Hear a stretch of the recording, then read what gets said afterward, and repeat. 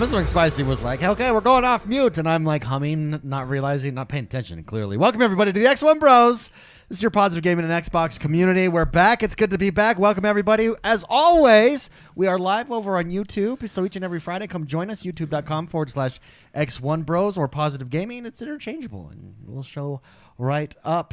A lot of, we talked last week about Xbox Activision. I believe Xbox is the new leader in town. We dropped a video on that this week talking about, he had the phone call to Sony saying, hey, you're great partners. And I think what that is indicative that it's a flex. Xbox has a new role to play in gaming. They're the innovators. They're the leaders. They're pushing things forward. I think it was a flex tweet. It was a flex tweet, yeah. It was a little bit of a flex tweet. But Call of Duty Activision, we did get some news out this week about it. Jordan, man, why don't you roll us through a little bit about what happened? Yeah, so there was the leak that there was a leak this week that the next 3 Call of Duties are already kind of contractually set up for their usual all systems. And basically after the next 3, that's including this year. So this year's, next year's, and the years after, I believe, are the 3. After that, it's the Wild West for Call of Duty. No one knows officially what's going to happen, but I can take a guess. I can take a $67 billion guess that they will probably be not exclusive to Xbox, but exclusive to Game Pass, wherever that might be. And I would like to thank chat. They said I look good today. So. Oh, Ronan says I look all right, and I'm happy with that. That's if I'm looking all right, I'm looking good, baby. That's how I feel. That's how I feel. So yeah, one thing, Jason Schreier over at Bloomberg dropped this story, broke it. He also said that includes this year's or an upcoming iteration to Call of Duty Warzone. Oh yeah, I guess that's the other big thing. There's again all rumors, right? Nothing's super, didn't they say something about like Warzone 2.0? Warzone 2.0 is what they're talking about. A new iteration is Warzone 2. And I think they talked about it coming 2023. Yeah.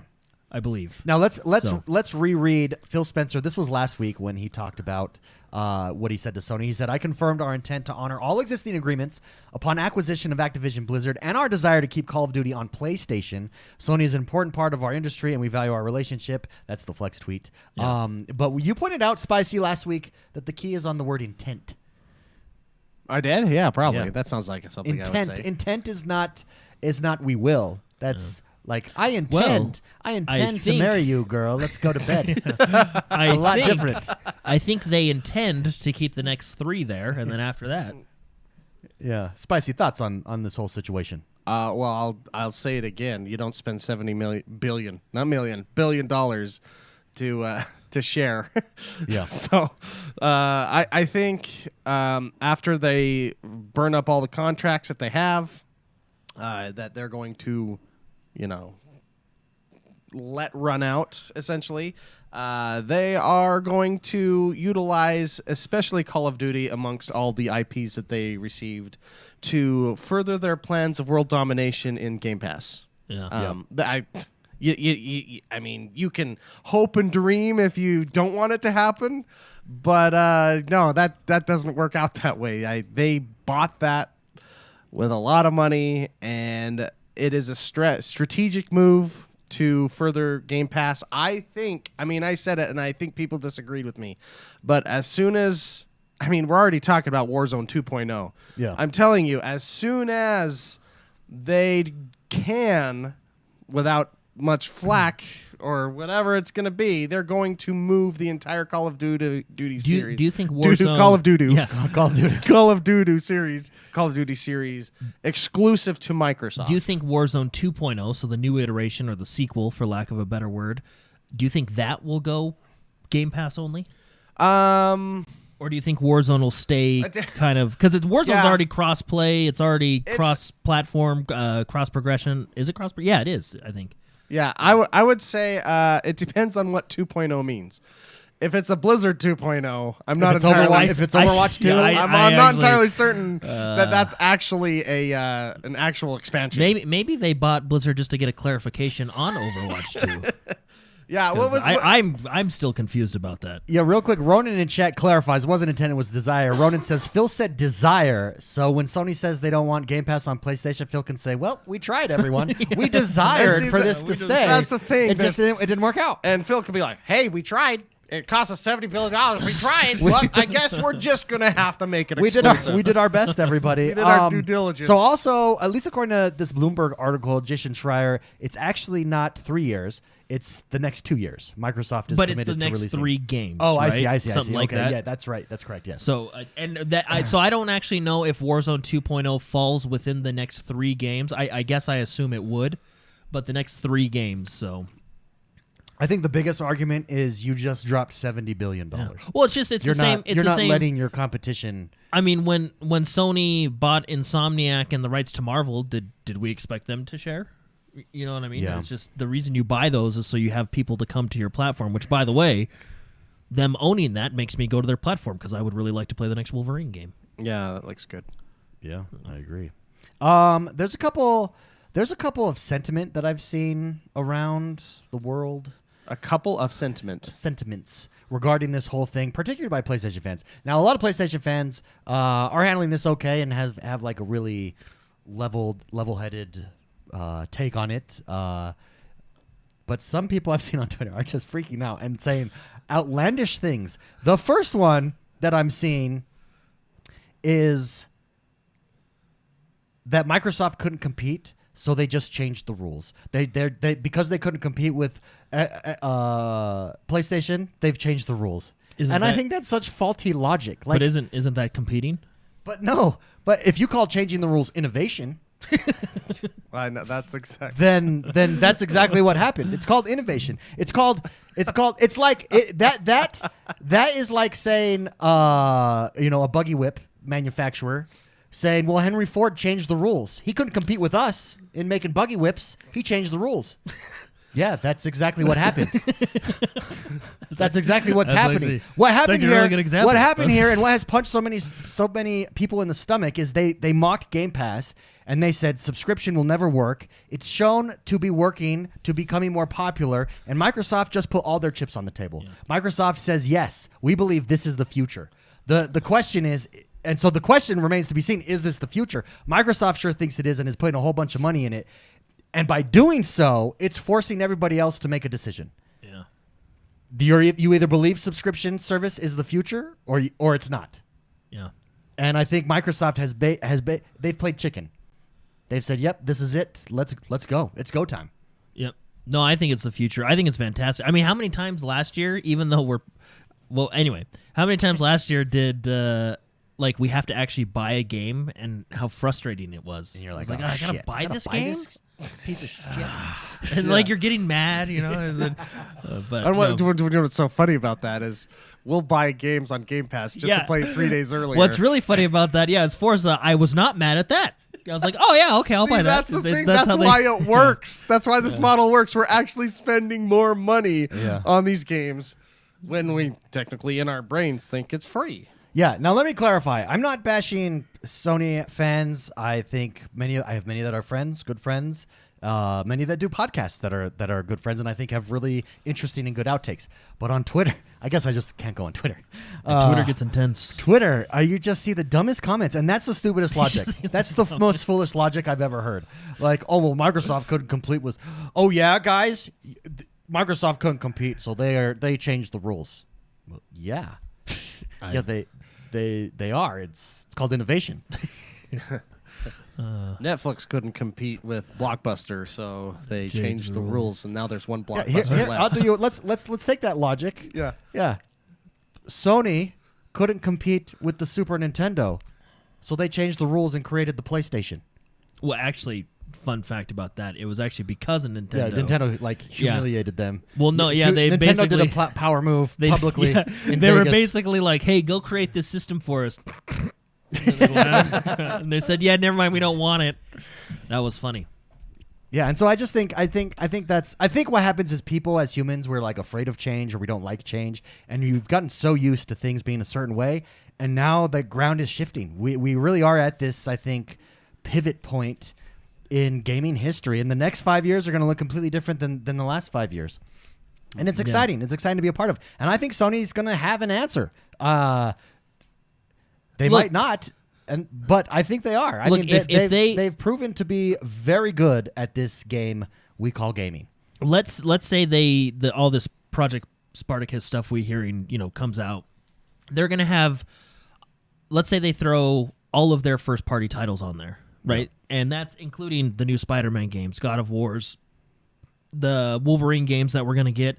I mean, Sony's first party lineup is so strong that, I think they can, I'm not going to say outright compete with Game Pass, because I think Game Pass not only has a strong first party, they have all the third party stuff now too. I do think they can at least break their way into the market, because I would sign up for that. If I got all of Sony's exclusives through a Game Pass program or Project Spartacus or whatever they're going to call it, I would get that. Especially if they went the same model and did it on PC, and I don't have to get a PlayStation, I can do it on PC, I'm in. Yeah. That's what's so genius about it. I wonder how hard it is for, I'm not saying it's impossible, I wonder how hard it is for Sony to do that. With Microsoft, they already had Windows, so they kind of knew the ins and outs. Yeah, but anybody can develop software on, it's not like it's a closed platform. No, I know. But I'm just, I wonder how difficult it would be for someone like Sony. Well, I guess they would just have the Sony app, like Windows has the Xbox app. So yeah, can I tell you another pet peeve that I see around Sure, the internet? And this one actually, I understand why people think this. I think that this is legitimately a valid concern at first glance, but it's also foolish thinking, and I'm about to show you why. And that is consolidation is bad for gaming. And I think that Microsoft buying these, they're consolidating these parties, is going to force PlayStation to consolidate and Nintendo consolidate, and consolidation is bad for gaming. Gamers are going to suffer.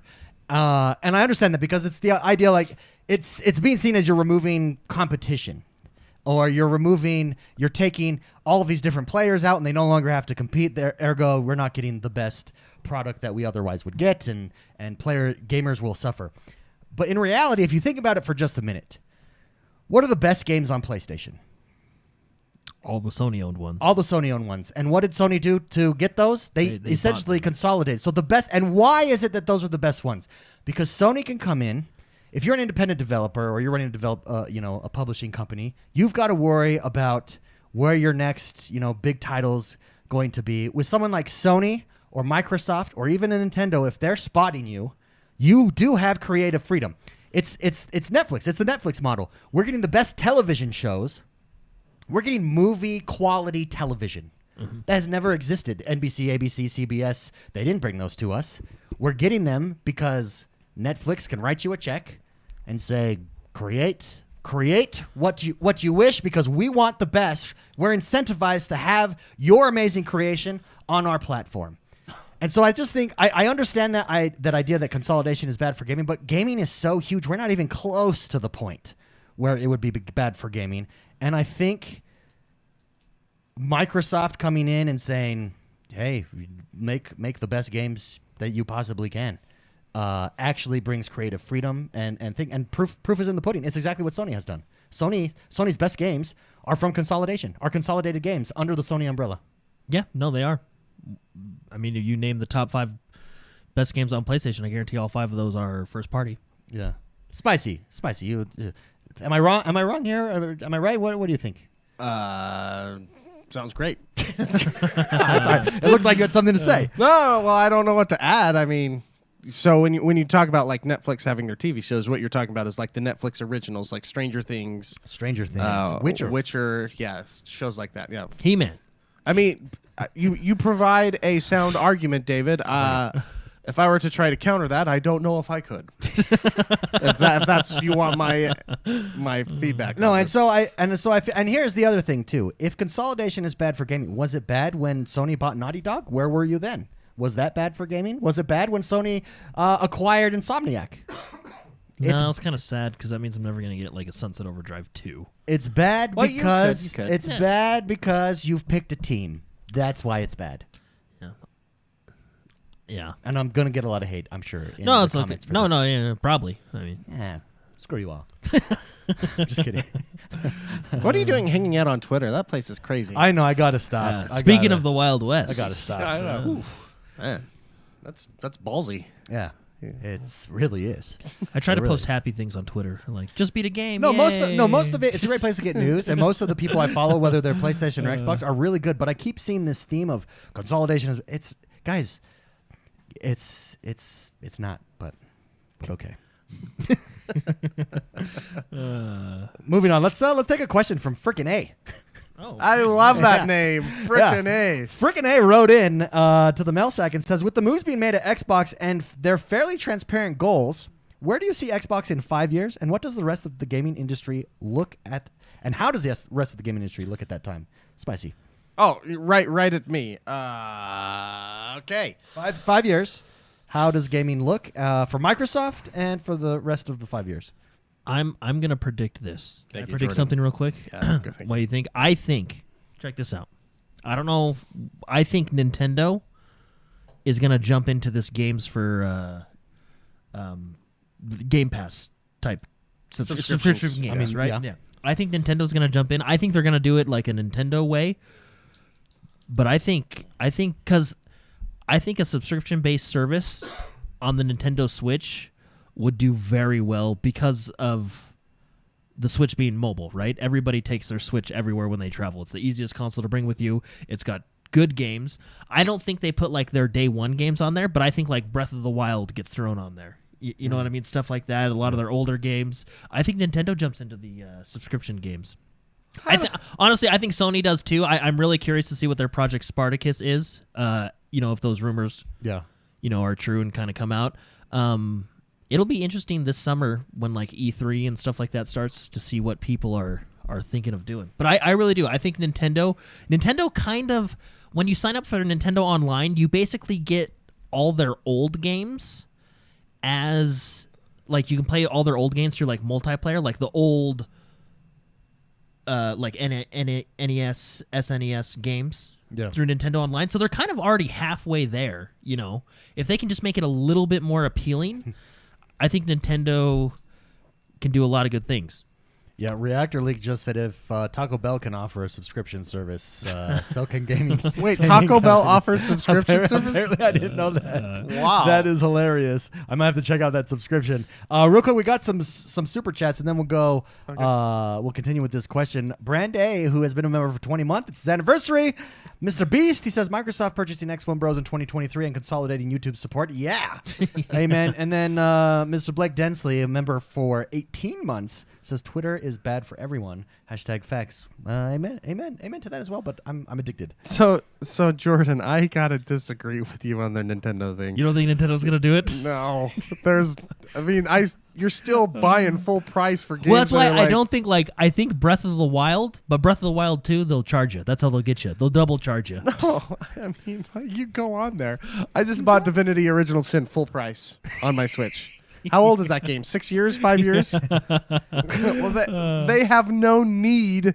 Here's the deal with Nintendo. Maybe it's they wishful have no thinking. need to change. It is definitely wishful thinking. They have no need to change because we like it.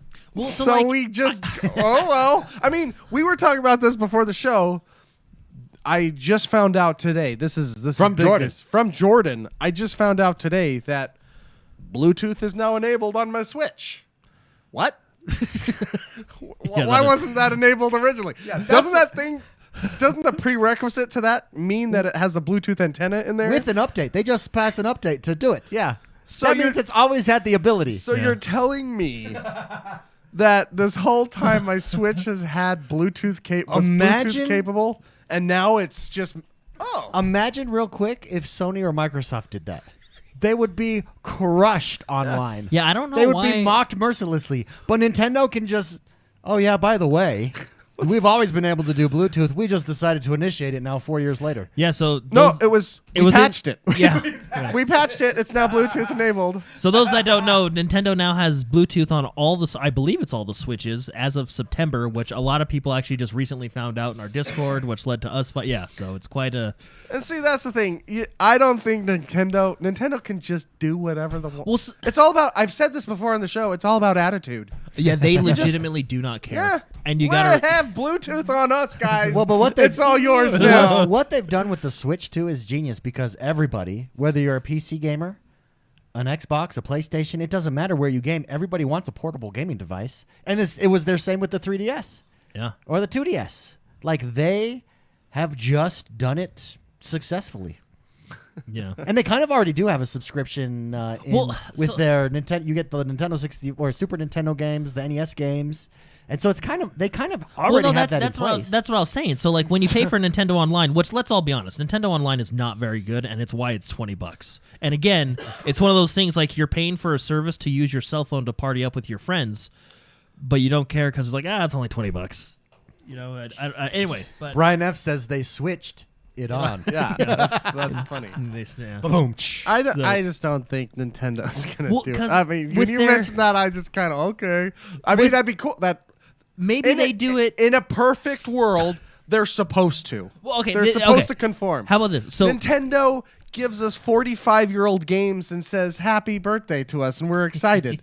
They're 40 years old. we're re-releasing Skyrim. Yeah, or whatever, Skyward Sword for $60. for $60. Yeah. So I don't know. I think so like that's what I'm like, so the Nintendo Online, right? We were talking about earlier, you get the old NES games and SNES games and some of them, they're multiplayer and stuff. If they could just expand on that a little bit more. But they're not gonna. There's no need. That's all, because it's like I said, it's already in place. They just need to expand on it. Well, it's like we were talking actually before. But you're probably right, because they don't. We were talking before the show. Steam does a really good job of showing me what I want to play that I don't know I want to buy. Yeah. And then I buy it. Microsoft Store does the same thing. Sony Store does the same thing. At night, this week, I've been laying in bed thinking, I would like to find a game to play while I'm laying in bed here. And I go and browse the Nintendo Store, and it doesn't do a good job of showing me what I want at all. Yeah, it's not a very good It's store. terrible, and yet it crushes it. And Well, yet it's you don't care. You don't care. And yet Honestly, it's like, it's because Nintendo's our drug dealer, and we'll just take what we can get from them. yeah, they You know what I mean? Yeah, It's just yeah. okay. Yeah, I'll take that. Okay. Yeah, and then you're excited because you have it. You're laying in bed playing your Switch. I can get this same game on my phone for $1, and you're charging $39. I'll do it. It's a good deal. Yeah. It's not a good deal, but it's our drug. Yeah. Okay. Sounds good to me. I guess I got to get it here. Well, it's got it's got to be their attitude, because even the Nintendo Wii U, which was pretty highly criticized, probably the most criticized Nintendo console out of all the Nintendo consoles, they never really responded. They're like, we'll just let it be out for 8 years and we'll make a new one. Well, look at this. Yeah. Brother Buddha brings up a good point here. He says a couple buddies of mine go and get the physical copies of Nintendos. He says I sell them as soon as I beat them because people eat up Switch games for $50. Yeah. Used. Yeah. I'll say this. I think Well, because that's the best deal you're gonna get. yeah, that's true. That's true. That deal's not happening. And you don't got to worry about like the disc being scratched. They're Nintendo cartridges. has created scarcity, and the black market can make some money there. Real life NFTs. David. Real life NFTs right there. You can resell the game. That's resell the game. Nintendo won't jump into the NFT game. They don't need to. They have cartridges. They have cartridges. That's ownership right there. Yes, That is ownership.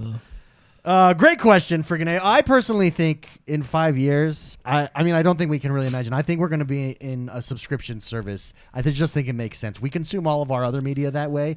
I think that's exactly where we're going with gaming. I don't know that we'll be in the VR space at all. Again, we talk about this a lot. We talked about it last week as well. I don't think so either. I think we may be in the AR space, and I think we've seen the Unreal 5.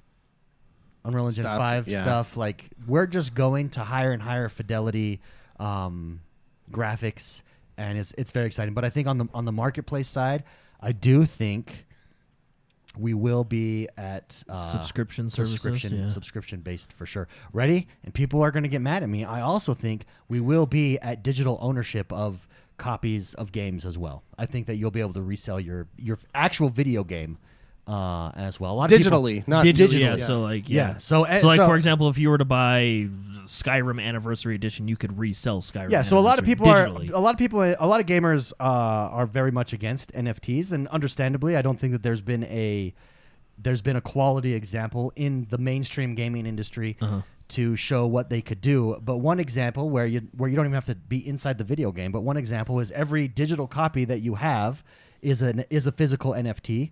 and then you can take that and resell it. So it'd be on the a same thing used as market. taking your physical Halo Reach copy and taking it to to GameStop. Yeah. So let's say if at GameStop you'd get store credit because that's a better deal. yeah, you're able to do that, and So you're maybe they able give to you house that Microsoft inside of your ecosystem of the Xbox or whatnot. I do think that's an example to me of a good example of where the NFT in gaming space could go is with your game is your game. It's one of X amount, and you can turn around and sell that to someone else. So it's gonna be interesting. I think where gaming is going is gonna be really, really fun and exciting. Great question again, freaking A. Yeah. Should we read another question? It's Yeah, your do call, another man. Yeah, why not? Yeah, let's go for We it. got a lot, don't we? Yeah, we do have a lot of. Or do you guys want to talk about? Do we have a question about the new ESO expansion? Oh, we do. I don't know if we do. No, I don't think we do. Let's talk about the new ESO because I'll tell you what ESO is doing correctly. They are crushing. I mean, they always have for like a couple things now, but they're crushing their introduction videos. They're so good. Yeah. They look so good. Yeah, they do. So tell us the new ESO. We're Yeah, getting new companions. New ESO. So yeah, it's called or Elder Scrolls Online: The High Isle. This expansion is going to be all about the Bretons, which is going to be really cool. We'll get to learn more about the Breton lore. It's on a completely new island that has never been in any Elder Scrolls game, which I think is the better direction for ESO to go, because ESO takes place thousands of years before the first Elder Scrolls, so that gave them some freedom, but they were still constrained by the lore that comes ahead of them. Yeah. I think going to a whole new this is the direction they need to take. Go to a whole new island, a whole new land, make your own stories. Obviously, you are still a little bit constrained by what happens in the future, but by going to these new islands or these new lands or whatever, now they can put little Easter eggs in like Elder Scrolls 6 and stuff like that. Like, oh yeah, I just think anyway, I think it's a good idea for them. We do get a new companion. There is a new card game that they're introducing as the new game mechanic for this year. So I wasn't expecting that when they said it. Pete Hines came out. He's the head over at Bethesda. He was like, and we got a new game mechanic. And you're like, oh, okay, what's all right? Yeah. So is it like wagons? What? You said car. It's like Card. Cars? Oh, card. Like, what? You said cars. I was like, so what do you mean, like wagons? No, that's right. It's like the Gwent, new Oregon Trail. like the Gwent card game. There's a dysentery I'm mini thinking, game. you cut me off there. I'm thinking cars. No, card. Okay. Yeah. Yeah. So and they We're call- talking and he wagons. goes- well, it's We're really talking wagons. It's We're really talking it's buffalo. really it's really funny because my initial reaction, they were like, all right, yeah, the new game mechanic, and I'm sitting here like, okay, what are we gonna do? What is it combat related? Is it this? What's going on? And he was like, we got a new card game, and I was like, what? Like, that really? I wasn't initially excited. I think it can be cool the way you earn, the way you earn these new cards. But yeah, it's basically going to be it's going to be a Gwent game, a Hearthstone, right? Their version of it. It's all going to be in game. They did explain they're going to have PvP, which will be really cool. So you can actually play other players within this card game. You can do computers. There's certain quest lines, like in The Witcher with Gwent, where you can go through and do different quest lines with this game. So it may be really cool. We'll have to see when it comes out. I wasn't expecting it, so maybe that's why I was kind of like, huh. But anyway, it's the more they explained it, the cooler it sounded. But I still think we need to wait until it, see how it works, or if it's just going to be kind of a feature that gets lost. But Why doesn't World of Warcraft have Why can't you play Hearthstone inside World of Warcraft? Well, you can- simple answer: Blizzard. yeah. I think you can play it in the Blizzard launcher. It's in the same Because that would be cool. That would be Why not cool, yeah. just do that? It just like And all their, zooms like- into the table and it's then Hearthstone. Yeah, you're just playing World. Why not? I mean, it's tied to your library and technically, David, if you look at the game board, you are in World of Warcraft playing the game. Yeah. Even in their cutscenes, they're in the tavern. Yeah. And it's Yeah. so In technically, so why yes. not? Why not make it a reality? In Overwatch, So- there is Hearthstone boards on some of the tables. Yeah. Can you imagine playing it in Overwatch? In Overwatch, they even have like Street Fighter with StarCraft Yeah. up on the arcades. And Okay, Microsoft purchasing Blizzard.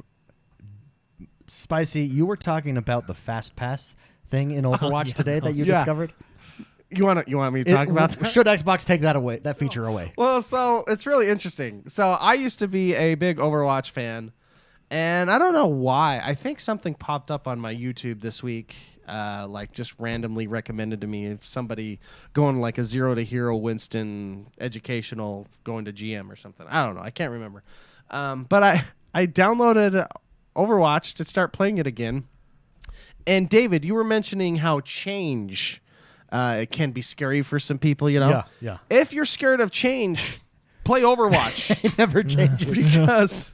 because I haven't played, I think, in a year and a half, 2 years. There's no new characters. The biggest change that I saw, I was telling these guys, and I think this was initiated about a year ago. I could be wrong after looking it up. But they put fast passes in their queue times, which is fascinating to me because that game, how it works for those that haven't played Overwatch, if you play competitive, they're in the locked teams, which is what most people I assume play. You can play 2 tanks, 2 DPS, and 2 healers. Now, they did that to fix a lot of the balance that was happening with some characters they came out with. But long story short, there are about 50 gazillion, billion, trillion DPS characters. There's like 6 tanks and there's 6 healers. Obviously, they didn't plan on doing this because there's so many DPS. And to be real, DPS is probably the funnest to play because of the plethora of characters. They have a lot of fun characters, and everybody likes to damage, you know. So, naturally, there's a long wait time if you choose to play a DPS character because you can only play 2 on your team out of the 6. And since everybody wants to play that, your wait times are going to be longer. Interestingly enough, they've added a fast pass, and I had no idea. And what it is, if you play, if you say to the game, just put me in wherever, they will reward you with a fast pass. So, and what the fast pass does is it bumps you ahead of other players, But to be Some put into the dude thought queue. of this while at Disneyland. yeah. But what's funny about that is wouldn't it just run into the same issue? So the reason Disneyland's work is because it tells you to come back at a specific time. Yeah. But You're in a queue, but like it holds your spot. it's hold your spot, right? So because isn't everybody just been like, okay, I'll just play whatever, and then everyone with a fast pass will queue at the same. You know what I mean? Doesn't it just like add a step to the same problem? Yeah, it's a really interesting concept. I don't know if it's a fix.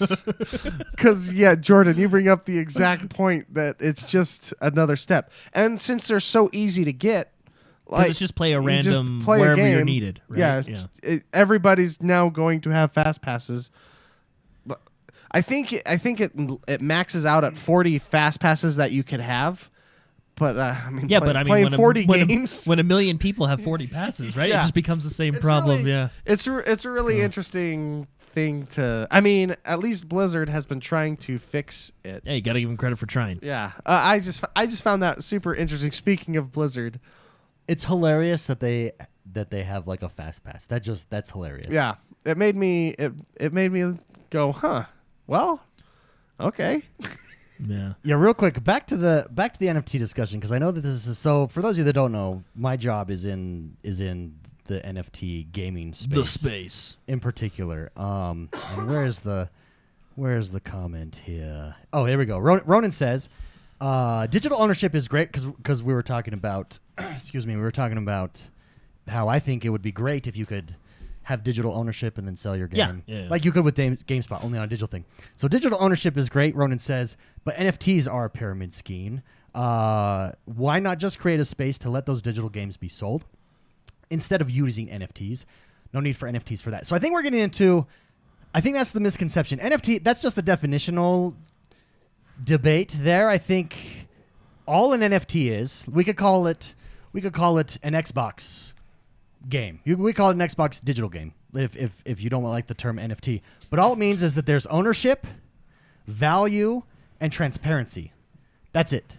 And then all that means further is that it's on a ledger, right? And so the reason that it's tied to blockchain is because blockchain is dispersed. It's peer to peer.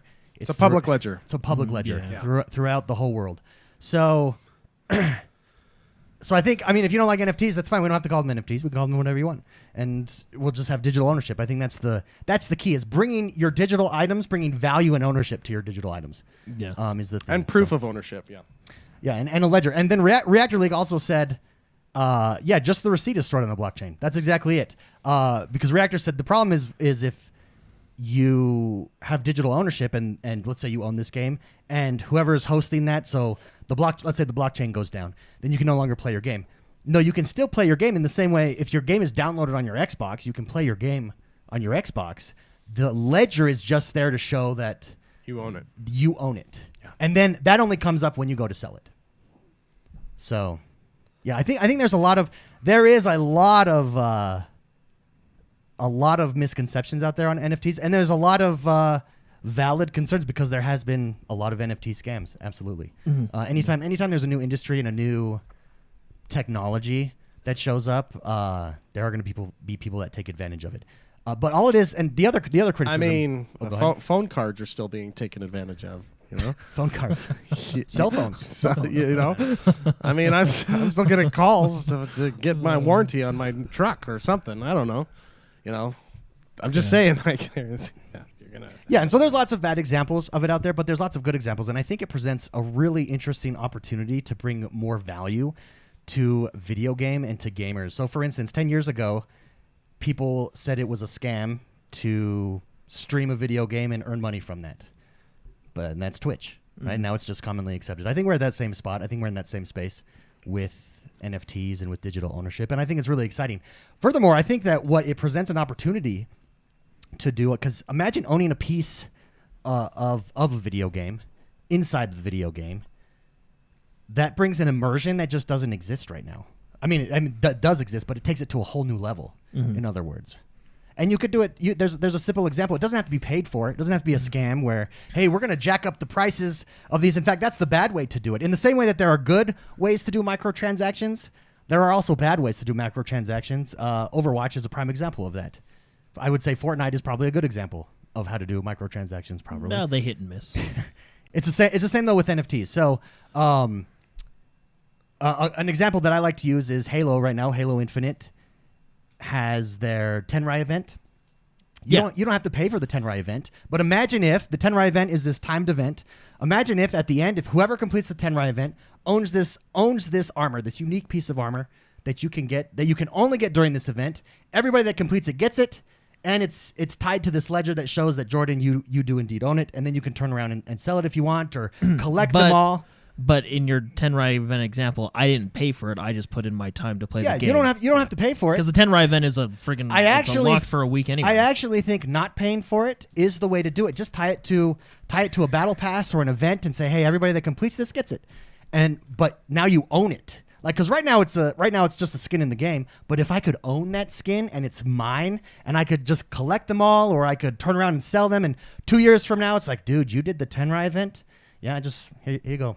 I just made $500 off this because there was a collector that wants to collect all the skins. Yeah. Like, I think that's really cool and a really cool concept, and I think it really does bring this immersion into a game and can enhance battle passes. I think it can enhance battle passes. I think it can enhance temporary events like never before. The issue is this. You have to have your game on lockdown. Yeah.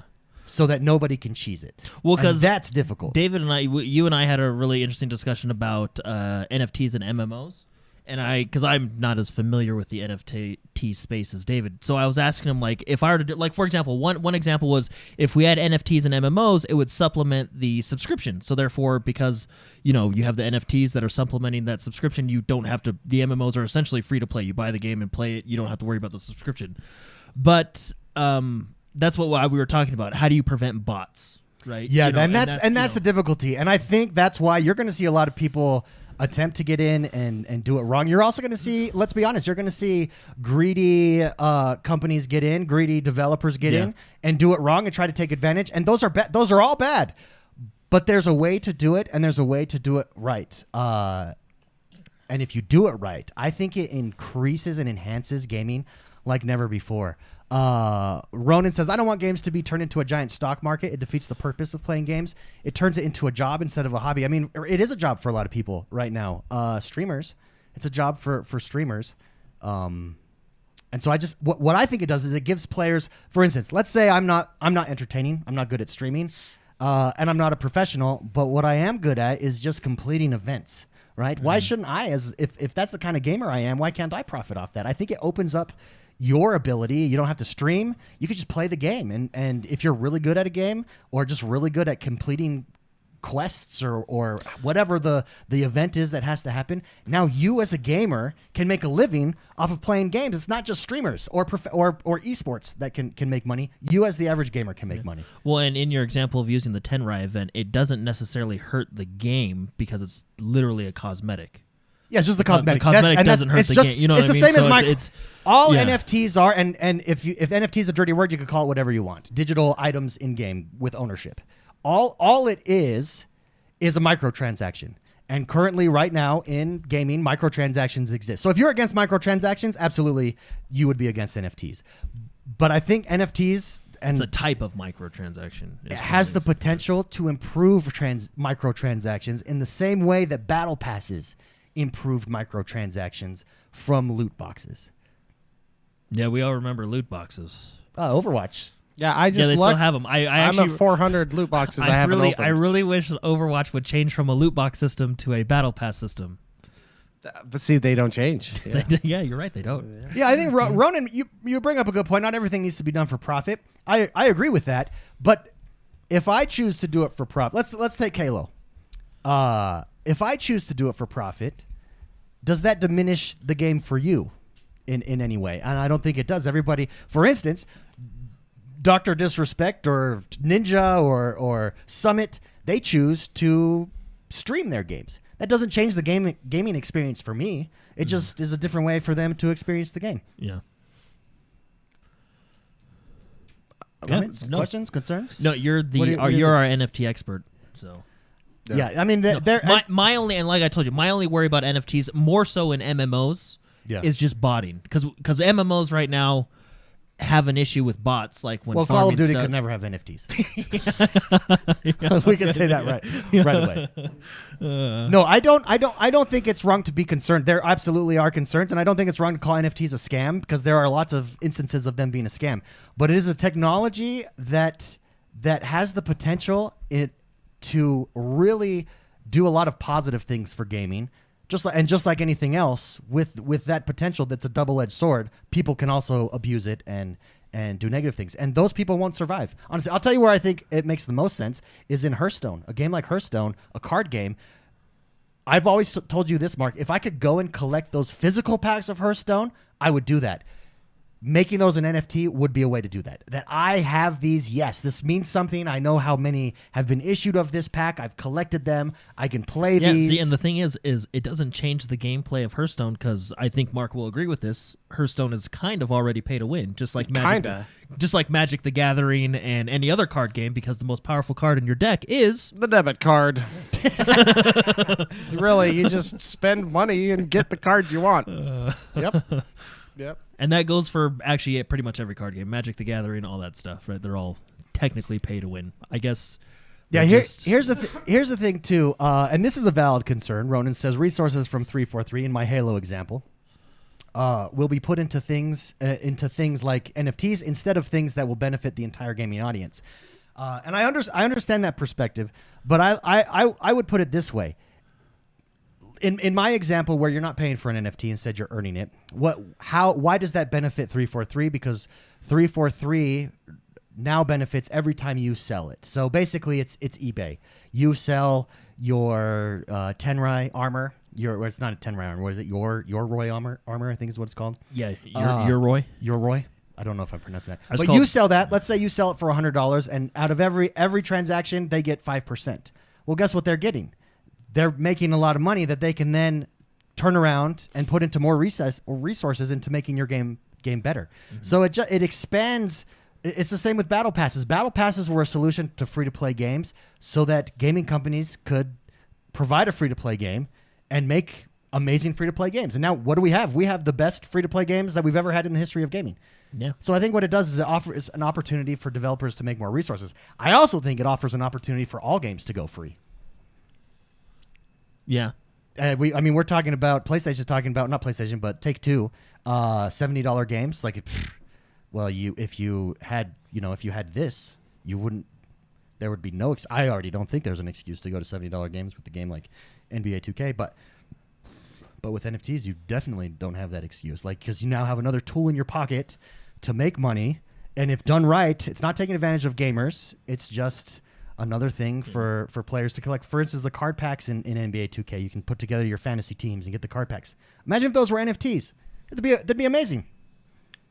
Again, it has to be done right. If it's not done right, I am working at a company that is doing it right. Yeah. Well, it just goes to the example of like loot boxes or battle passes. Some battle passes are done right, and some battle passes are done correctly. I think Fortnite's battle pass incorrectly. Oh, wait. Yeah, you're right. That's what I do. Yeah, I do read that. So, for example, I think Halo's battle pass was done incorrectly. I don't actually think Halo's the honeymoon phase is over for Halo, so we can give our criticisms. I love the game. It's still my game of the year of last year because the campaign and multiplayer I think is on point. But I really don't think their battle pass was a good battle pass for a multitude of reasons. But something like Fortnite, I think they do, or even Apex. I actually think Apex does a good job with their battle passes. I think Apex is a good example of how battle passes work well, especially with challenges. Yeah, so I think you're right. If done correctly, and we've seen that in the past, right? Yeah. EA loot boxes. I guess there's a way to do loot boxes. Overwatch would be, I guess, the better way to do loot boxes. No, I don't But- care what you say. No, You're but- not hold going to on, hold ever on. convince me Would of you that, rather ever. have a Overwatch loot box system or the during the free week before EA pay to win loot box? You know what I mean? So there's always a better way. I'm pretty sure Overwatch is at the bottom of the barrel. Yeah, do you remember that EA incident? And whether they did that pay to win loot box and they like took it out before the game even launched because it was such a that was like, remember it was during that free trial week where everybody got to play the 10 hours? Yeah, that was. Then like the senators from Hawaii were getting involved. Like it was this huge thing. That was crazy. I love that quote, Jordan. Battlefront. Sorry. Some battle passes are done right, and some battle passes are done correctly. Hey. That is profound. Anyways, Ronan got me off track. Good discussion, Ronan. Appreciate it. But I do work for an NFT company. I'm the head of community and support there. So if anybody would ever like to discuss this, I do understand people's hesitation. But I think long term it's going to change gaming, and I think it's inevitable. I think the reason you're seeing so many huge tech companies look at it is because yes, one, it gives them a way to make lots of money, but two, it offers this. It's Ready Player One. It's a step towards that where okay, I pre-ordered the $99 Red Dead Redemption. I've got this cool trench coat, but that means nothing. But if there's a ledger showing that I own it and it's a collectible, well, all of a sudden I have something that means more to me. I'm more willing to pay for that, and I benefit. I benefit as a gamer. So does the developers. It'll be used in one of two ways. NFTs can either be used to further separate gamers from their wallets. That is bad. Or it can be used to bring further long-term engagement. That's the good way to do it. Yeah. I believe in that route, and I think that's the route that we are eventually going to go. And I think it's exciting. Regardless where we're at, we're at a pivotal time in gaming. Since we're talking about stuff, can I talk about something that upsets me? Absolutely. So ESO's coming out. This is a safe place. Yeah, ESO's coming out, right? And I think the majority of people will agree with me on this. Maybe, I don't know. ESO's coming out with their new expansion. I agree that ESO is coming out with their new expansion. I agree. There's two. I enjoy ESO. I think it's a solid game. There's things I do wish they'd do different, but there's two things that really like just get me. Is they always stagger their releases between PC and console, which is frustrating to me. So PC comes out like June, the beginning of June, and console comes out at the end of the June. I don't know why they stagger them. I don't know if it can't. I don't think it's server issues because they're on different. Anyway, I don't know why they stagger them. It bothers me, and I have the game on both PC and Xbox, so it's not like I can't play it. That frustrates me. Do they have more flexibility on the PC? No, well, maybe? I think the reason you're owned by Microsoft. Like you. That's a very I think very valid the point. flexibility. You have the flexibility. No, you were just acquired by Microsoft, so you're not fully into this Microsoft. Okay, I'm just throw this out. So hold on, Jordan. Okay, I think the reason, and I learned this from Kaplan. This is just problem from one. Overwatch. Yeah. Good old Jeff. He told me once that he said the reason we push out the PR servers, the updates, their the patches updates, and stuff like that. They push them out faster. all that stuff on their own on Windows versus the console, is because they have full control over that. Mm-hmm.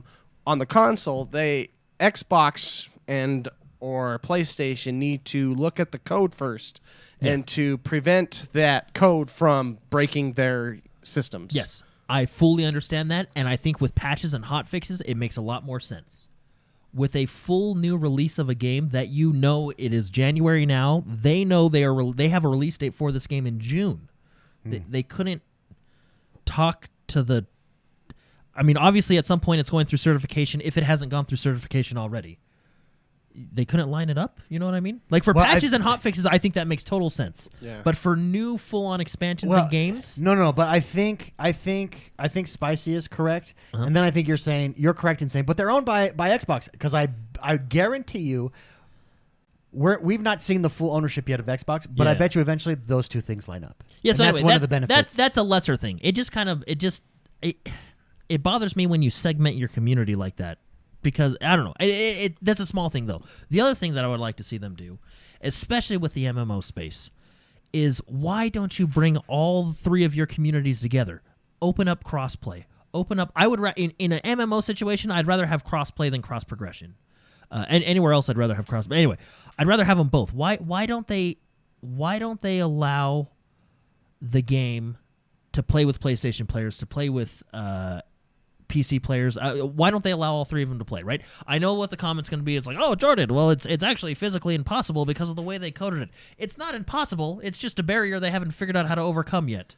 I think they have. Yeah, and I actually think they have too, because there's a lot of things that people say are impossible. Like, for example, they said crossplay was impossible. Rocket League turned it on when no one was expecting it. On They're like, accident. no, it's not. It's possible. Flip the switch and they flipped it off again. Or even better, Nintendo brought us Bluetooth. Yeah. Oh, okay. You want to know what's possible? Speaking of like patching in Bluetooth capable devices, did you hear that I don't want to go on another tangent, but I heard they soft patched the new Spider-Man movie. Wait, they soft patched it? like they fixed the CGI they released a patch to fix some of the CGI scenes. Because they're digital now, so they can just like throw them out to the studio, to all the places? See, what's interesting, it's like this whole thing, since this movie is not released yet, it's like people's with cell phones shooting some of the shots and then uploading them. And then showing other scenes before. There is proof that they have they've patched the movie. That is awesome. So it was So if you were one of the first people to see a movie, we're at a day and age where by the end of that movie cycle, you could see a completely different movie. Correct. Like it took George Lucas 15 years to do this in the past. Yeah. You know, they changed the guns to the walkie-talkies. And now the Death Star blows up this way. That ring. Well, now, in week 1, you have a different Spider-Man CGI scene than week 2. What a weird world. So I got to go see it again. That is crazy. That is funny. And look, okay, just going back to ESO, this is not an attack on the developers. I actually think ZeniMax is doing an incredible job with ESO. I really like it. This is just like a thing that would benefit the game immensely, in my opinion, bringing these three communities together, being able to play with your friends on PC, being able to play with your friends on PlayStation. And Sony says no and doesn't play nice with others. That's fine. Pressure them. What did Rocket League do? What did Fortnite do? They said, hey, it's open everywhere else, but Sony won't let us. It pressured them into opening it. Yeah. We do have a super chat for Rose City Gamer. He's been a wingman for 20 months. Thank you, Rose City Gamer. He says, new segment, hot takes from the hot. This whole episode has basically been hot takes. It really has. Yeah. Well, when you have when you're patching in Bluetooth capable, WTF. in a world where they can just patch a movie now. Oh man. I think Ronan brought this up in chat earlier and we haven't talked about it yet. He brought up Blizzard's new game That's right. there's New IP launch, and Mike Ibarra, Phil Spencer, even Jason Schreier said because Jason Schreier's all over the scandals at Blizzard, so he has all the inside scoop from the people that hate Blizzard right now because I don't know stuff. Yeah, that's the stuff. yada yada yada. And everybody has said that this new survival IP that is being worked on Blizzard is legit. Jason Schreier said that the disgruntled employees that have nothing good to say about Blizzard all agree that this next title is legit. And what's fun about it is we can now say that's an Xbox title. Oh, yeah, And yeah. you know it's coming to Game Pass. Yeah. So what do you want to see out of a Blizzard, or what do you think we get? Because they also said New World. What do you think we get with a Blizzard survival title? Oh, well, first of all, I'd like it to be crossplay. And cross progression. And right? cross progression. Yeah. And no, it's not impossible. Impossible is not a word. It's Yeah, just I like don't said, think- it's a barrier you haven't It's figured as out how to overcome. impossible Jordan is as still on it's this. as impossible as Nintendo bringing Bluetooth to the Switch. Yeah. No, patching Bluetooth to the Switch. Right. Going back to Blizzard, just a quick tangent, then I'll be done with this. Blizzard told us, they said, no, WoW Classic, it's impossible. It's impossible. You can never do it. can It's never do it. impossible. Then they right? do it. So I forget his last name, but his name was Omar, one of the developers. He said he had that mindset. It's not impossible. It's just a barrier we haven't figured out yet. It's not right? impossible. I'm going to go home and Yeah. do it. So what he did is he locked himself in his office for like a day, and then he came out. He basically said, hey, Stan, hold my beer. He goes into his office. He spends a day in there. He comes out and he says, I figured it out. And then we have WoW Classic. WoW Classic, bitches. Yeah. So So anyway. So that's just, again, it's not an attack towards Okay, Zenimax. so the new IP, Survival, what Yeah. are we getting from Blizzard? Do you think they incorporate any of their other characters, or is this a whole new world? I believe actually they said it's a whole new world that we're getting. Correct me if I'm wrong, but Yeah. Well, yeah, it's a new IP, It and looks- it's going. Chat's asking if it's where it's going. It's console and PC. We know that for sure. It's both. yeah, it looks they've shared his artwork. Let's see if I can pull up some artwork. Yeah, for it those looks guys. cool. fantasy based. We've got a dude. But let's and be an honest, axe. artwork always looks pretty cool. Yeah, artwork always looks too. Especially when you got a... Anyway. So this is one of the things, right? Right. here. Yeah, this is what they dropped on Twitter. This unannounced survival game. Hey guys, we've been working on this. Phil Spencer said he took a look at it and is very excited about it. Mike Ibarra said the team working on this has just blown him away. And everybody seems to be raving about it and is very excited. Now, here's the thing. Look at this. Yeah, I think so. Look at this. Here we're looking at a picture of two kids, modern day kids, in this forest. Looks like they're going through a portal. They've parked their bike into this fantasy world, i.e., Narnia. Yeah. Chronicles And then of up, Narnia. if you look up and to the left, that's a city. That's a major city. So what are we going into? The survival, fantasy, real world, modern day? Well, and if you go back to the first picture, it was more fantasy, type character. So I wonder if it's going to be you, a modern character dropped into a fantasy world type thing. It might be. Yeah. What's that Stephen King? Well, I know, book? weren't they saying Black Tower? it's a Monster Hunter like game? I think chat's talking about it right now. Dark Tower. Yeah. So I don't know, Blizzard Monster Hunter game, but it's survival. No. So Xbox is working on a Monster Hunter. game. Okay, that's what it is. Yeah. Xbox is working on a Monster Hunter game. Blizzard's working on a survival game. Which, by the way, Monster Hunter game, yes, Well, please. it's a Monster Hunter like game, so it's not. Can you Monster beat Hunter. Monster Hunter? I don't know. Correct. Allegedly. I don't know. Allegedly. Allegedly. Yes, this is correct. On the spot reporting. Certain from Ronan. affinity, certain affinity is working on it. Not a Okay. But no, a whole new Blizzard IP. I mean, look what happened. When they came out with their last new IP. It was Overwatch. It was something really first-person hero shooter. It was completely different than the other three games they were working on. Completely different. Yeah, and when Blizzard goes in, they change genres and they make a space for themselves. Yeah. They create spaces. And we make fun of Overwatch a lot. I do, especially. I mean, I did on this show. But that game, I was actually thinking about Overwatch this week because I started playing it again just for fun and getting it. That propelled a lot of careers, especially in the streaming space. Yeah. I think of Moon. I think of Pokelols. I think of a lot of the. Wasn't XQC got big from or got noticed from Overwatch. Correct. And then Tim the Tatman was an Was he an Overwatch. Overwatch He was an player? I didn't know Overwatch. that. This game propelled a lot of careers, and it's. I mean, you go. You shift back even before Overwatch. You look at what StarCraft has done for the space. If it's almost exciting. I mean, they only come out with games every like couple decades.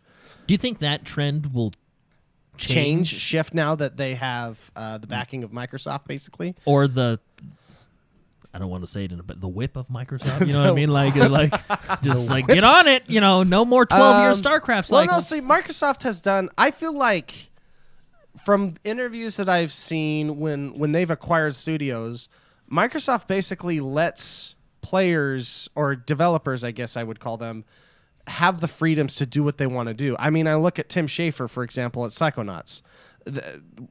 They give the opportunity for artists to shine. But so we did hear an article. Well, okay, there was a leaked Reddit post about when Halo got delayed and stuff like that, and they were talking. It was when the campaign was ramping up, and basically the developer said, "Will people enjoy the campaign? Yes. We would like another year to work on it, but the executives won't. That's a definite no." You know what I mean? So do you think Microsoft still will have deadlines? But You see, know what I mean? they also. Now that was a leak. It wasn't confirmed. I mean, it was just like a reported developer. I mean, so it's Sure. not anything that we could say is necessarily real. But what he said in that leak on Reddit did kind of a lot of things in it were true. So Sure. But I feel like Microsoft also brought in players that helped the situation quite a bit. I guess you're right. Yeah. I feel like maybe there was some things going on and they made some shifts and pulled some people.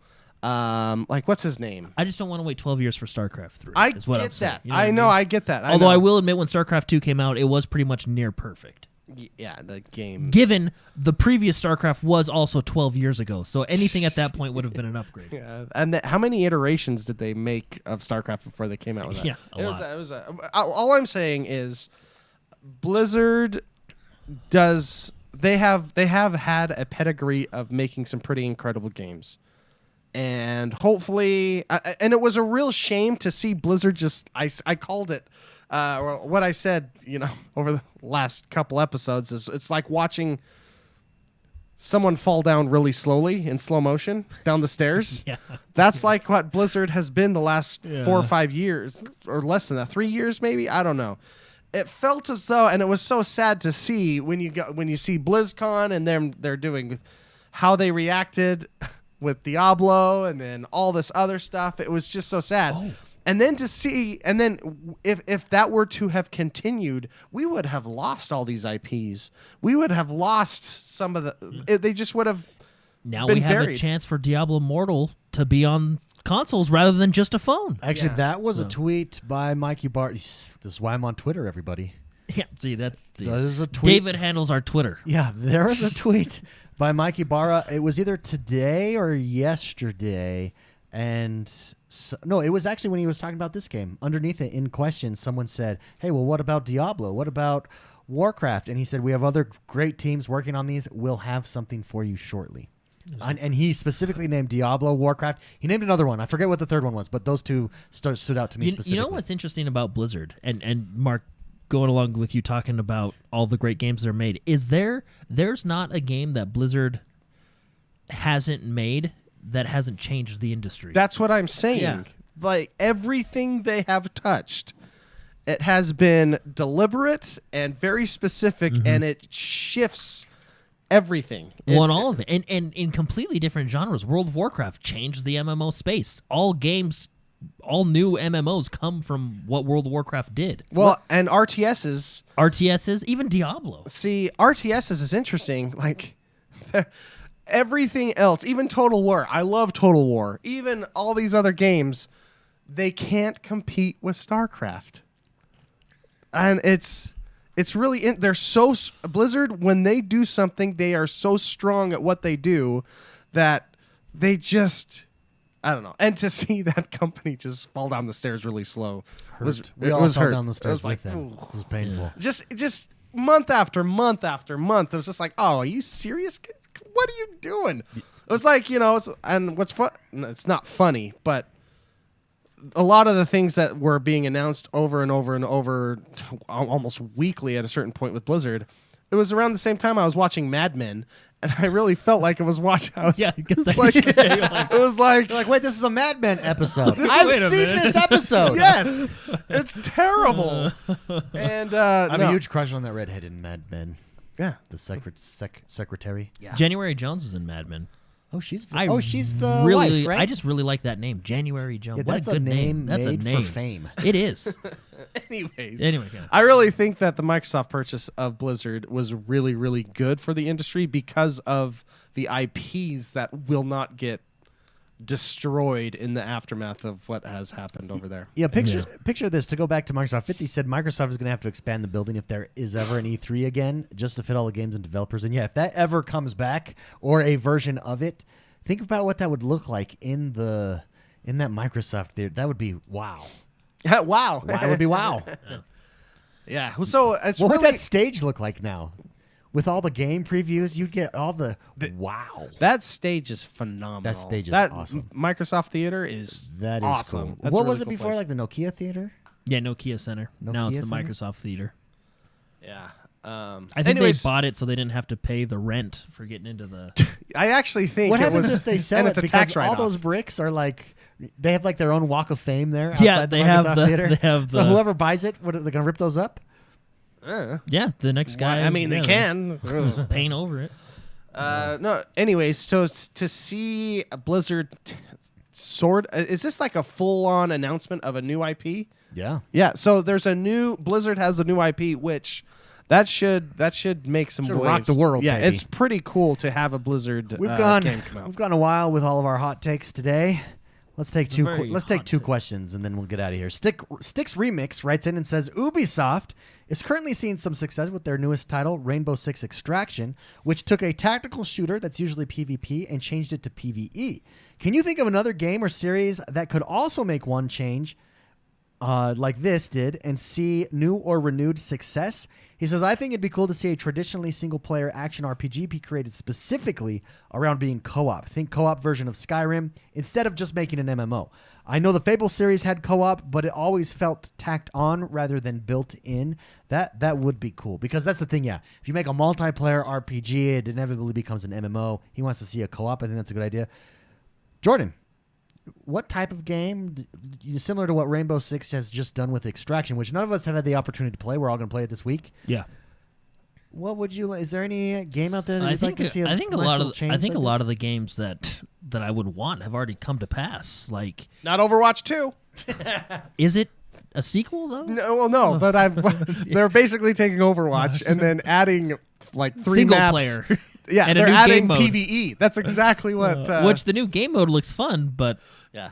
yeah, anyway, yeah. No, I think one of the things before I really wanted to see was a high polished MMO like a World of Warcraft or a Final Fantasy, but in a shooter space. And I think Destiny came in and did a really good job with that. I mean, I guess you can classify it as an MMO. I mean, you can't go to, well, no, you can. You go to the main city and there's tons of people there. You can chat, trade, and do all that fun stuff. So I don't know of a new. Right? Can you Game. trade in I that mean, game? Can you? I don't think you can trade. Well, if in you can, Destiny. I would like that to happen. So Bungie, if you could. Yeah. I mean, I would I like- guess I actually don't think you can because you can kind of cheat and give some. Yeah, but who cares? But that's what- but that's what just make trading's things- about. Yeah, but World of Warcraft did that and just make things like bind on equip or something like that. You know? Oh yeah. Or soulbound. Anyway, yeah. So that that was definitely something I wanted to see, and it happened. So I think I don't know, like thinking of something new. I would really like to see an open world Pokemon game, and we just got that today. You know what I Your mean? dreams So- are coming yeah, true. So, I mean, I think Is it really getting? Is it getting rave reviews? okay. I listen to. I have a couple Nintendo people that I listen Your to. go-tos. My go-to Nintendo guys. They're all loving it, and I think the reason people are loving it so much is because it's actually so different from the usual formula. Yeah. Because Pokemon. Think of Pokemon as like a Call of Duty. They just There's after a a while, formula that there's a works? formula that works, and they kept doing it. And it's not that it's a bad formula, but it almost got stale. Okay. Like the last Pokemon game there was a little bit of different stuff in it with Sword and Shield, but it's still, I don't know. This one is completely different, so anyway, that's Spicy. yeah, How about you? What do you want to see? Genre with a what's slight shift, like what Rainbow Six did with Extraction. Oh, okay. So turning a game into like a PvE. I mean, Yeah, making like I a want shift that to in kind every of game. no, making a shift in any way. Maybe it's taking a multiplayer game and making a single player. I don't know. What do you want to? What do No, you want to see? I want that in every game. I like to play with my friends. I really do. So With the true problem, co-op. the problem is, and I can see, like, for example, Halo Infinite. I can see why that map is not balanced for multiple players. However, Wait. how Oh, the campaign, yeah.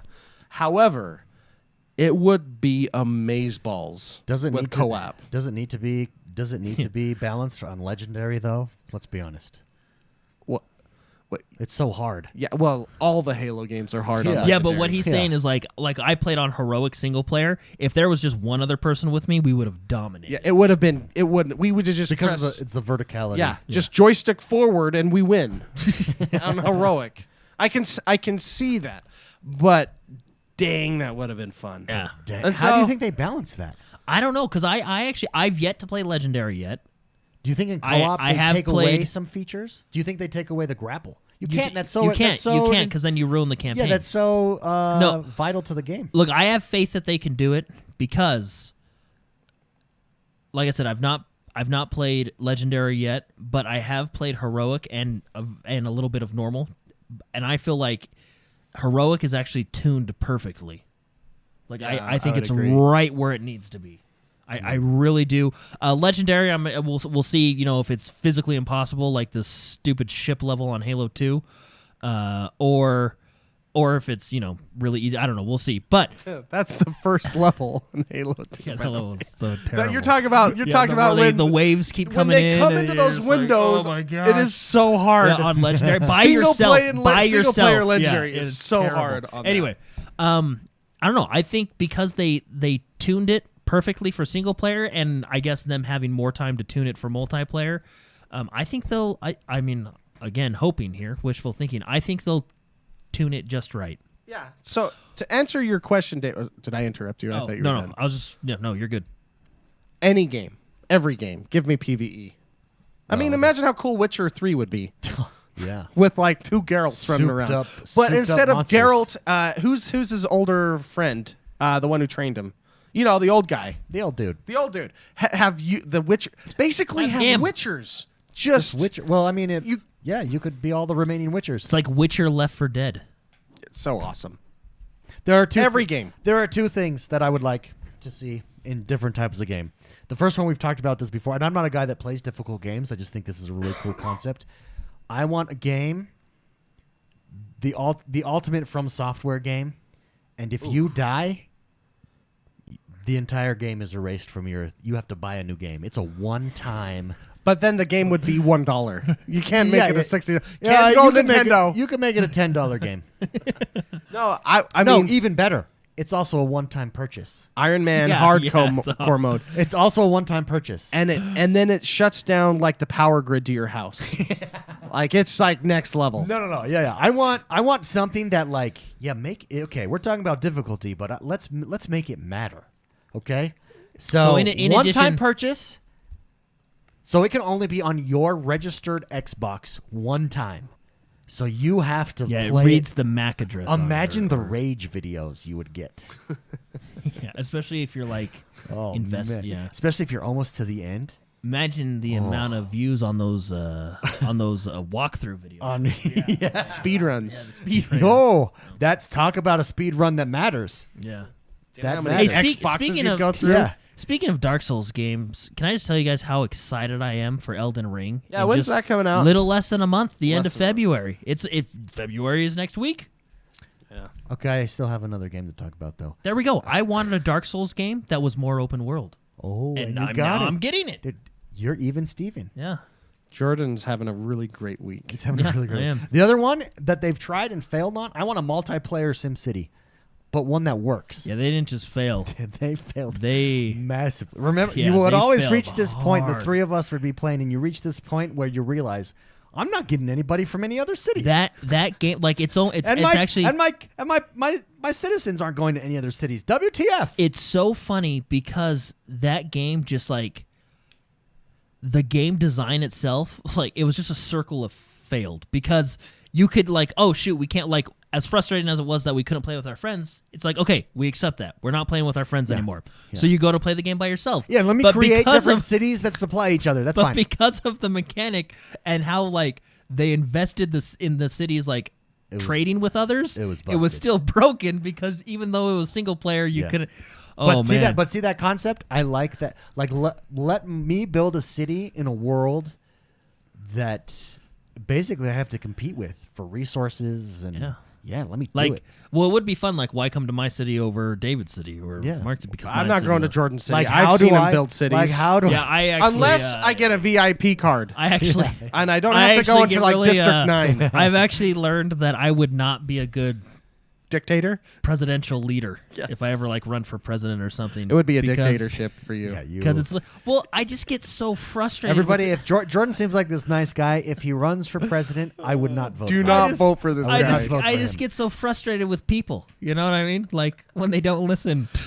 Well, there's getting frustrated, and then there's removing all police and firemen, and then on purpose, building a wall around them, and then I set up the city to district that off, and you give them no sewage or anything. You you send messages, man. It was like okay, when my kid misbehaves, he gets punished. Here we go. Well, because it was something stupid. They like kept complaining, and I was like, well, what if you didn't have police? He does the same thing in Zoo Tycoon. He if tourists aren't buying enough cotton candy, he unleashes the lions. Yeah, no, it's just like it was. And it was a domino effect. One thing led to another, and it actually. I don't know how it got to this point, but it did actually end up like there was districts. I had a district that I really enjoyed. Yeah, there wasn't 13 there districts. Was the capital. I think there was 3 districts. There was the district that I hated, so I pulled out police and education and everything. And then there was like the working district. You could be like a semester in a psychology class. You're a games maker. You're the games maker. Yeah, and then I had the where puppet City Hall master. was. The puppet master. Yeah, it was. That's funny. I think this is what set me off. Is I had like a factory and it was blowing east. The fact that you remember what set you off. Well, it was like the final straw. There was a lot of things that made me mad about like this particular neighborhood, but the final straw, and this is in City Skyline. It was like the wind was going. It wasn't even blowing towards them. It was blowing towards something else, and they kept complaining about. I was like, you guys, it's not even. Pollution's not even coming your way, man.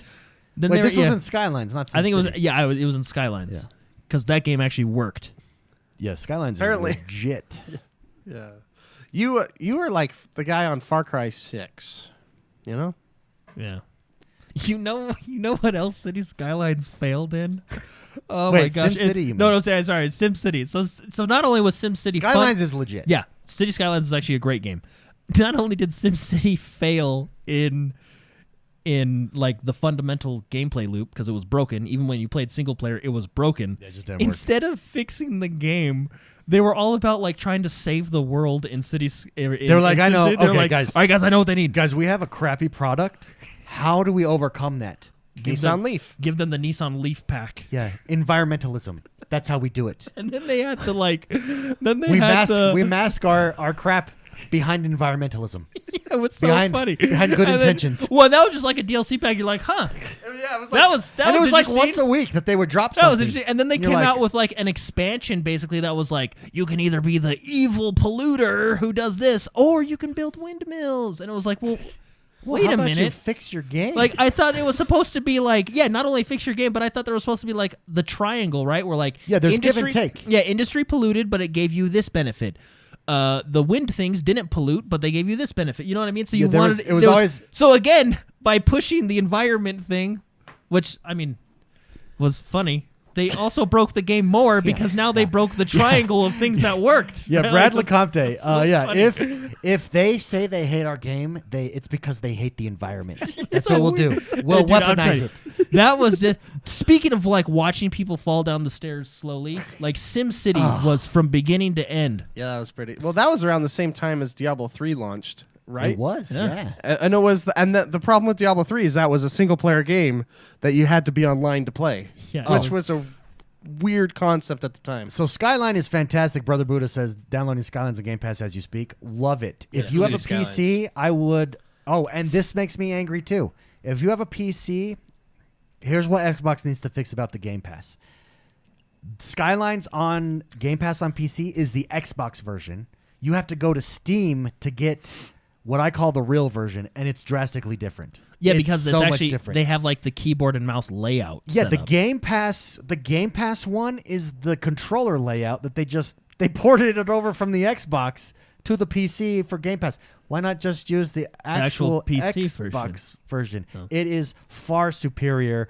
Rose City Gamer with a super chat. Thank you very much for that super chat. Yeah, SimCity, that appreciate killed me. it. So not only was the game broken, but then they further broke it because they ruined the triangle of like benefits and downfalls and. Yeah, if I ever make a crappy game, when we make our crappy game, guys, we'll like put children in front of it, homeless children. So That'll they be the can't DLC. complain. So they can't complain. funny. Hey, you only hate our game because you hate children. That's the way to do it. That's what they did. Last question, everybody. Steamo. All right. Steamo writes in and says, "Hey, bros, love your work all the way from New Zealand." Oh, Hey, baby. New Zealand. New Zealand, good vibes. He says, as you start adulting more in life with work, wives, children, etc., I have quickly started to realize my gaming hours have significantly dropped from when I was in my prime of a teenager. I am now 31. How do you three all keep relevant in the gaming world while running busy lives? Any tips or tricks I can use and maybe the rest of the bros can use? Keep up the great work. Watching your channel and being in Discord keeps me going. Steamo, thank you very much for that question. Can I take the lead on this? Because Please. Yeah, I have really struggled, especially this last year with playing, because I just have a very intensive job. I'm working, 12, 16 hours. I'm on the clock quite a bit. And so by the time I get done with work, my brain is just fried, and I just watch TV or go to bed. But what I've done this year, it was my New Year's goal. Like, I've got to play games. I'm missing out on this.